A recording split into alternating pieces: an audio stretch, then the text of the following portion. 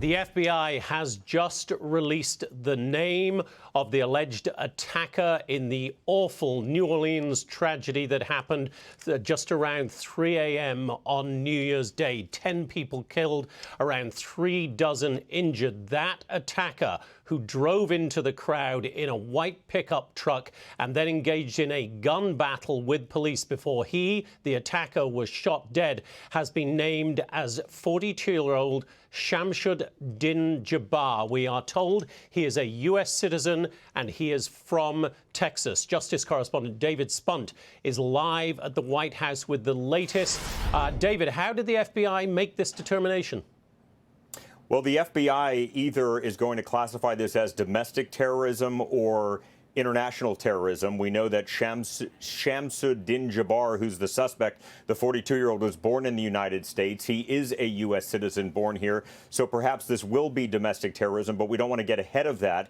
We're going to get some update from authorities within the next 45 minutes or so. We know that there was an ISIS flag that was found in the vehicle. Perhaps there may be more that gave authorities some sort of inkling as to why this is terrorism, although an ISIS flag, I think, is a pretty clear indication for why the FBI, Jonathan, just hours after this attack happened, the FBI came back and said, listen, this is being investigated as an act of terrorism.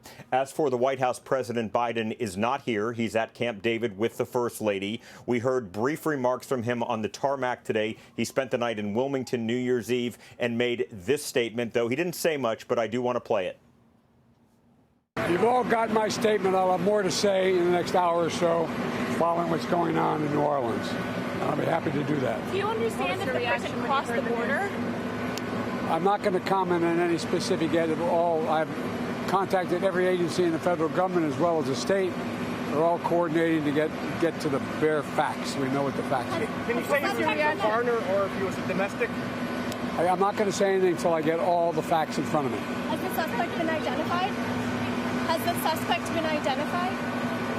Again, I'm not going to comment until I speak to the group later. I've spoken to every member of the agency, from the CIA to our national security team, to our FBI, NSC, and we're gathering all the. And I spent a lot of time with the government, with the mayor. What was your reaction when you heard what happened? Well, the reaction was one of anger and frustration. Thank you.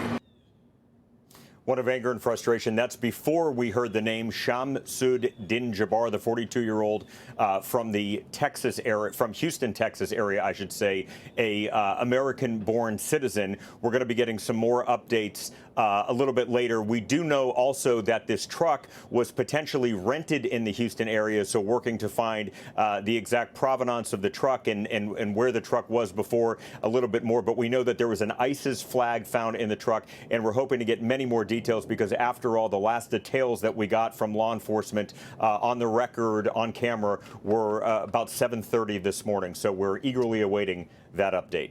Back to you. David, you've been breaking so much news on this story today, this terrible story. I wonder if your sources at DOJ have talked to you at all about the potential for this being a copycat attack. Because I look back at that attack in Germany just a couple of weeks ago on the Christmas market.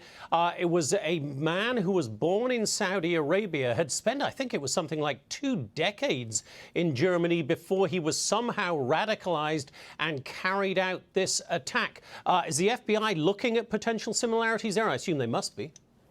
Oh, always, absolutely. Copycat attacks are something that we've asked about and something they're concerned about. Local law enforcement in Philadelphia, in New York, Los Angeles, any really big city or small city across the country that has any sort of gathering would be concerned about any potential copycat attack. In New Orleans, even though there were barricades, unfortunately, this tragedy was able to happen. So this certainly has other law enforcement agencies buckling down, and the FBI continuing to watch just to make sure that there is no other sort of copycat attack like this. Jonathan.